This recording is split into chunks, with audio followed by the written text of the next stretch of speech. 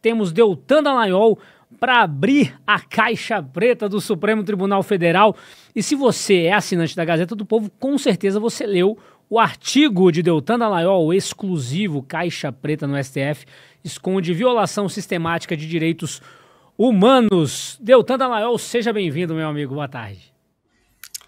Boa tarde, Guilherme, Serrão, Dantas. Boa tarde, audiência maravilhosa da Gazeta do Povo, com a qual a gente tem o prazer não só de conversar, mas de trabalhar junto todos os dias, lutando pelas nossas liberdades. E uma forma que você tem de apoiar é essa que o Guilherme comentou. É assinando, é lendo as colunas, é se informando de qualidade e ainda contribuindo para que esse tipo de trabalho independente, que não recebe R$1 do governo, possa continuar a existir. Você é um parceiro, você é um sócio nosso nessa jornada.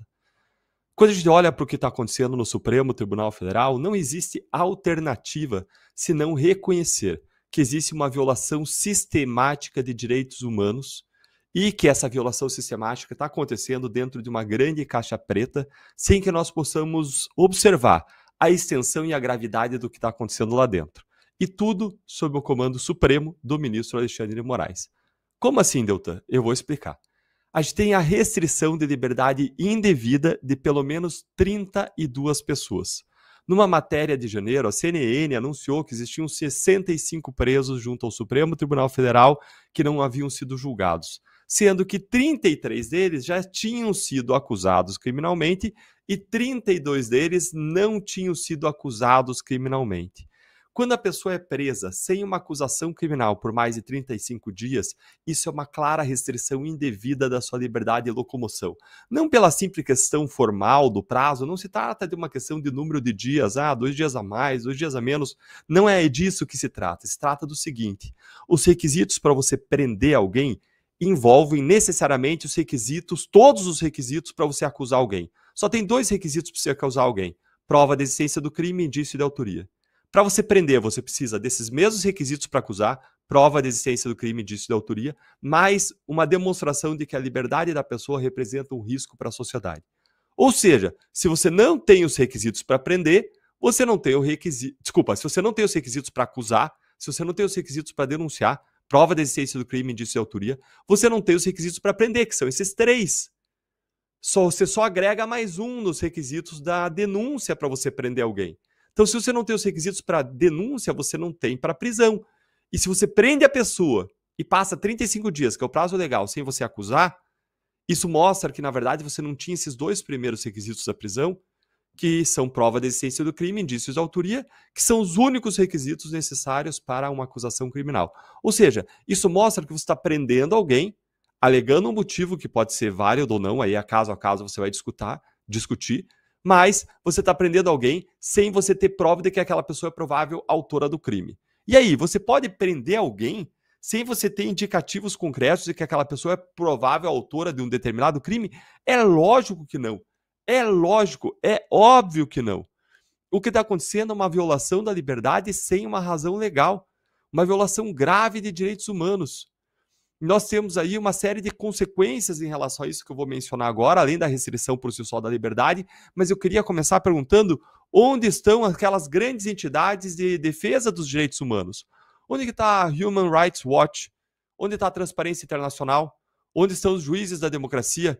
Onde está o Instituto Ethos? Onde estão tantos outros institutos que, embora tenham um alinhamento maior com a esquerda, defendem, pelo menos no seu estatuto, pelo menos no seu discurso, defendem a democracia e prezam pelos direitos humanos? Nós temos uma violação gravíssima ao que torna a nossa democracia, que seria liberal, uma democracia iliberal, uma democracia que não garante as liberdades básicas. Isso por si só já seria muito grave, tudo que eu descrevi. Mas além disso, essa violação não é em um caso. Essa violação está acontecendo lá no Supremo Tribunal Federal de forma sistemática. Mais ainda, essa violação sistemática está fazendo com que um grande conjunto de pessoas esteja sendo punido antecipadamente pelos crimes sem que tenha provas de que elas praticaram os crimes. Isso viola a presunção de inocência. A presunção de inocência ela exige que, para você prender alguém preventivamente, você tem que ter todos os requisitos, porque senão o que você está fazendo é antecipando a pena sobre aquela pessoa, mas pior, antecipando a pena sem que você tenha a indicativo de que aquela pessoa vai ser responsabilizada pelo crime, sem que você tenha o básico que indica que aquela pessoa é provável autora do crime. Mais ainda, quando você não tem uma acusação por tanto tempo e a pessoa fica presa, ela não sabe nem do que se defender, afinal de contas, não tem uma acusação determinada contra ela. É a acusação criminal, é a denúncia criminal que fixa, que estabelece o que a pessoa fez, pelo que ela está sendo acusada. Mais ainda, esse sistema, esse abuso sistemático de direitos humanos está acontecendo só para um lado do espectro ideológico e não para o outro, o que mostra que tem uma perseguição clara da direita no nosso sistema judiciário. Mostra uma parcialidade no nosso judiciário. É diferente de você pegar todo o espectro ideológico, e você tem coisas parecidas com o que aconteceu no 8 de janeiro em todo o espectro ideológico. A gente teve aqui no Paraná a invasão da Assembleia Legislativa do Paraná. Aconteceu alguma coisa? Nada. Nada de tentativa de abolição do Estado Democrático de Direito. Você tem o Movimento Sem Terra praticando uma série de crimes como incitação a crimes, incitação a esbulho possessório. Você tem ali uma associação criminosa para esbulho sucessório em vários acampamentos e ninguém foi preso, que nem as pessoas do acampamento que não foram acusadas pelo que aconteceu no 8 de janeiro, mas foram acusadas simplesmente por associação criminosa e incitação ao crime. Mesma coisa que acontece todos os dias em uma série de acampamentos sem terra ao redor do país. Ou seja, tem um tratamento evidentemente e escancaradamente diferente para a esquerda e para a direita no nosso país. E ainda, tudo está sendo feito dentro de uma caixa preta, debaixo da opacidade do sigilo judicial, no escurinho do segredo de justiça, que não se justifica. Se justificasse, tudo bem, é do jogo, mas não se justifica, basta olhar a Lava Jato. A Lava Jato nunca teve prisão além do prazo legal, a Lava Jato nunca teve esses processos de prisão preventiva sob sigilo. Quando você fazia uma operação, prendia as pessoas, tudo era levantado sigilo e se tornava público. Para quê? Para que a sociedade possa examinar, para que a sociedade possa escrutinar, para que a sociedade possa ter o direito de cobrar das autoridades que elas façam o que lhes é devido e cabido, que é cumprir a Constituição e as leis. O que não está sendo feito aqui. E mais, ainda existe uma dificuldade de acesso por parte de advogados. Advogados, como a gente vai comentar o caso do Felipe Martins em seguida, ficaram meses e meses sem acesso a advogados. Mas eu tenho, então, por quê? Qual é a justificativa para o ministro Alexandre de Moraes estar fazendo isso? Qual é? Não é que tem alguma teoria, gente, que apoie o que o ministro Alexandre de Moraes está fazendo e eu discordo dessa teoria. Existem diferentes teorias e eu discordo e eu estou criticando a outra. Não é isso. Não é que exista discordância, simplesmente não existe nenhuma teoria, não existe nada, nenhuma teoria, nenhum raciocínio lógico, nenhuma ideologia, nada que apoie o que o ministro Alexandre de Moraes está fazendo. Nada, nada justifica, nada apoia, isso não tem ressonância em nenhum esquema teórico racional, não existe, é abuso puro e simples. Se você pegar o conservadorismo ele olha para as liberdades como fruto de uma ordem social em que existe restrição ao poder para garantir a liberdade. A medida da legitimidade de uma ordem política é a garantia das liberdades. O conservadorismo está sendo detonado por essas práticas. Se você olha para o liberalismo, no liberalismo, a liberdade foi a condição do surgimento do Estado, foi para defender as liberdades que pessoas que tinham direito natural e imanente à liberdade se organizaram, exerceram por meio do consenso, um contrato social, estabelecer um contrato social para proteger as liberdades. Sob o ponto de vista do liberalismo, o Estado está se autofagocitando, o Estado está se detonando por dentro, porque ele está detonando a própria razão da sua existência, que é a garantia das liberdades.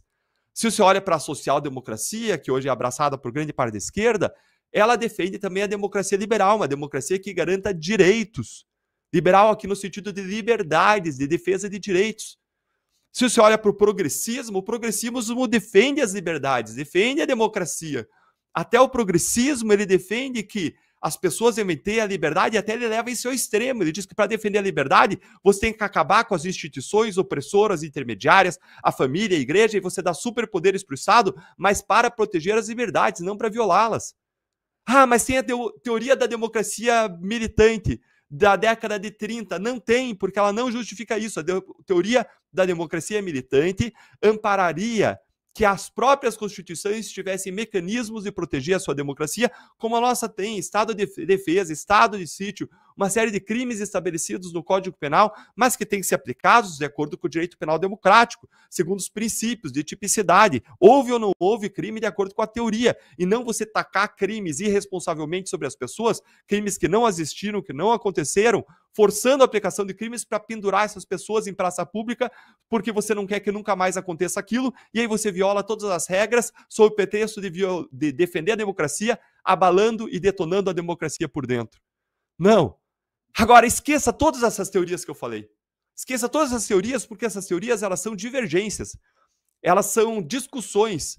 Como que a gente vive nessa comunidade plural com tanta visão diferente? A gente vive porque a gente estabeleceu um documento básico nosso, que se chama de Constituição. Esse é o nosso pacto fundamental. E o que o ministro Alexandre de Moraes está fazendo é derrubar, é rasgar, é fazer letra morta do nosso pacto fundamental. Ele está simplesmente destruindo o nosso pacto fundamental, ignorando, desrespeitando, agindo como se ele não existisse, criando as suas próprias regras. Isso tudo debaixo do olhar e da omissão cúmplice da OAB, da PGR e do Senado. No artigo que vocês viram que eu escrevi para a Gazeta do Povo, eu recomendo que todo mundo leia para ter os maiores detalhes sobre tudo isso que eu falei. Tem 5 pessoas que estão hoje presas sem denúncia, 3 presas há mais de 1 ano. Silvinei Vasquez, preso há quase 1 ano, 11 meses. Felipe Martins, preso há 5 meses. Gilberto da Silva Ferreira, alguém que ficou preso sem ver a família porque exigiram dele uma vacina da Covid que não é exigível como uma condição para ver família. 15 meses preso, sem acusação criminal contra ele, sem poder se defender, sem ter os requisitos da prisão. Marco Alexandre Machado de Araújo, preso há mais de 1 ano, 14 meses, a filhinha dele nasceu e não pôde nem ver a filha. Por quê? Porque está preso indevidamente. Quando a gente fala de restrição de liberdade, tem todas as consequências da restrição da liberdade. Essas pessoas estão tendo uma fatia da sua vida, essa breve período sobre a Terra, retirado delas, para que elas não possam usufruir da vida como Deus os deu, da liberdade de locomoção. Se isso for de acordo com as regras para proteger a sociedade, ok, mas estão sendo totalmente feitos contra as regras. Eliane Amorim de Jesus, presa há 15 meses. E vários outros presos, vários outros investigados, ficaram presos mais de 35 dias sem denúncia e depois acabaram sendo soltos ou então denunciados. Mas o que não afasta as ilegalidades praticadas. Anderson Torres, 3 meses. Mauro Cid, 3 meses. Coronel Naime, 15 meses, mais 1 ano. A Débora Rodrigues dos Santos, aquela acusada de associação criminosa armada, porque ela estava armada aí com um batom que ela usou para pichar a estátua, e essa é a arma, né, do golpe de Estado que foi utilizado. Ela presa há 14 meses, tendo tido seu direito à prisão domiciliar assegurado a todas as mães e crianças pequenas por ordem de cima para baixo do sistema judiciário. Dela está sendo retirado. O que é garantido para todas as outras presas não é garantido para a Débora. João Paulo da Silva Matos, 9 meses preso. Juliano Martins, 3 meses. É um cenário devastador para os direitos humanos. E cadê as entidades de defesa dos direitos humanos? O que fazer? Expor, criticar, erguer a nossa voz e levar tudo isso para a Corte Interamericana de Direitos Humanos, porque aqui a gente não vai ter justiça. No Supremo Tribunal Federal, a justiça foi presa. Ela foi presa sem denúncia, sem provas contra ela, mas a justiça foi presa e ela morreu no cárcere.